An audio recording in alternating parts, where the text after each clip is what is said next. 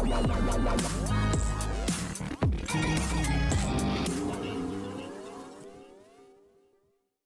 Everyone, you are watching serial Syapa, जहाँ पे मिलती है एक्सक्लूसिवली आपको आप ही के फेवरेट शो से जुड़ी जानकारी। टीवी सीरियल अनुपमा के अपकमिंग ट्रैक में दिखाया जाएगा कि अनुज अनुपमा से कहेगा कि मैं छोटी अनु को रोता बिलखता नहीं देख सकता, इसीलिए मैं उसे अकेला नहीं छोड़ पा रहा हूँ। वो कहता है लेकिन मैं माया की कंडीशन के साथ भी आपको बता रहा हूँ मैं वापस नहीं आ सकता, क्योंकि लिटिल अनु ने ही मुझसे कहा था कि वो अपने आप को कभी माफ़ नहीं करेगी अगर हम दोनों की वजह से माया को कुछ हो गया।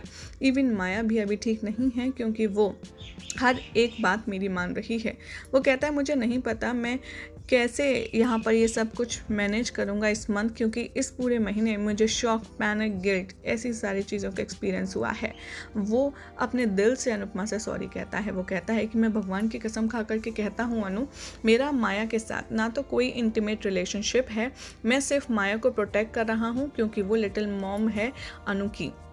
इसीलिए मैं उसकी मेंटल कंडीशन को लेकर के परेशान हूँ कि वो बद से बदतर ना हो जाए, और इसीलिए मैं तुम्हारे पास मुंबई नहीं आ पाया, क्योंकि माया मुझे तुमसे अलग रखना चाहती है और उसका ये दीवानापन पागलपन में कब बदल जाए कुछ कह नहीं सकते, और फिर छोटी अनु को वो हार्म पहुँचा सकती है। अनुपमा कहती है बस कीजिए अनुज, बस कीजिए। अनुज कहता है कि नहीं अनुपमा, मैं सिर्फ तुम्हारा हूँ और सिर्फ तुम्हारा, और मैं हमेशा सिर्फ तुम्हें ही प्यार करूँगा। यहाँ पर इमोशनल सॉन्ग म्यूज़िक बैकग्राउंड में आपको नज़र आएगा।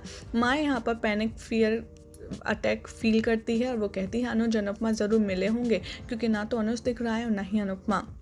तभी वो बरखा को कॉल करती है और पूछती है कि अंकुश कहाँ है। अंकुश से फ़ोन करके पूछो कि अनुज कहाँ है। बरखा कॉल करती है अंकुश को, कहती है तुम कहाँ हो।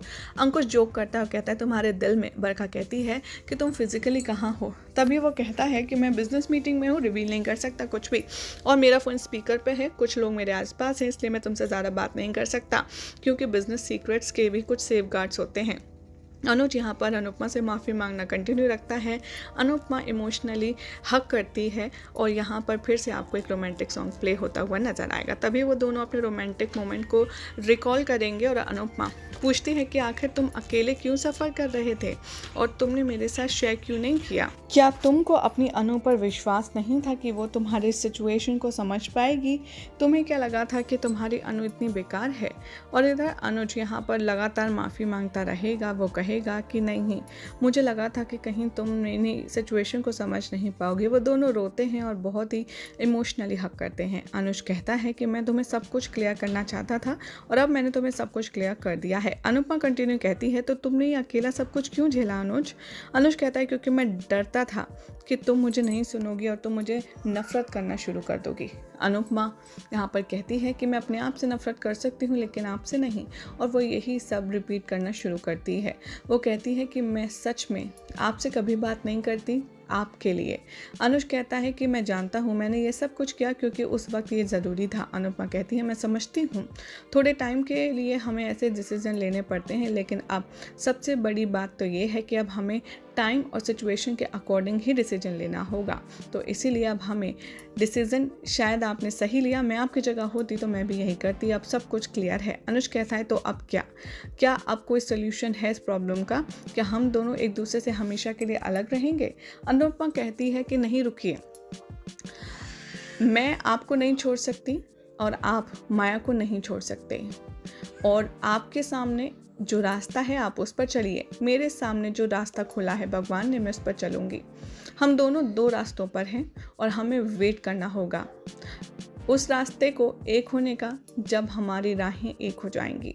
और वैसे भी एक औरत वेट कर सकती है लेकिन मूव ऑन नहीं, बट हमें मूव ऑन करना सीखना होगा, क्योंकि हम एक दूसरे के लिए कोई कंप्लेन नहीं है। इसलिए आप अपनी रिस्पॉन्सिबिलिटीज़ निभाइए, माया का ख्याल रखिए, अपना ख्याल रखिए, और मैं भी अपनी लाइफ में जो कुछ करना है वो करती हूँ।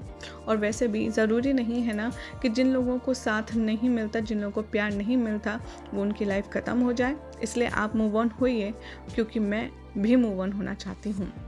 और वो कहती है अब बहुत देर हो चुकी है, हम सब के घर वाले परेशान हो रहे होंगे, इसलिए हमें चलना चाहिए। वो कहती है कि मैं घर अकेले जाऊंगी, और वो अपने दिल में बहुत ही ज़्यादा करेज लेकर के अपना पल्लू एकदम ठीक करती है और अपनी वॉच ठीक करती है, और वो कहती है कि चलिए मैं चलती हूँ और बहुत आराम से चलती हुई जाती है और यहाँ पर तेरे लिए सॉन्ग बैकग्राउंड में बनता है और अनुज भी यहाँ पर काफ़ी डिफरेंट डायरेक्शन में सैडली वॉक करता है। यही हो जाएगा आज रात के एपिसोड का एंड। जिसके बाद कल क्या होगा आपको बताएंगे नेक्स्ट रिपोर्ट में।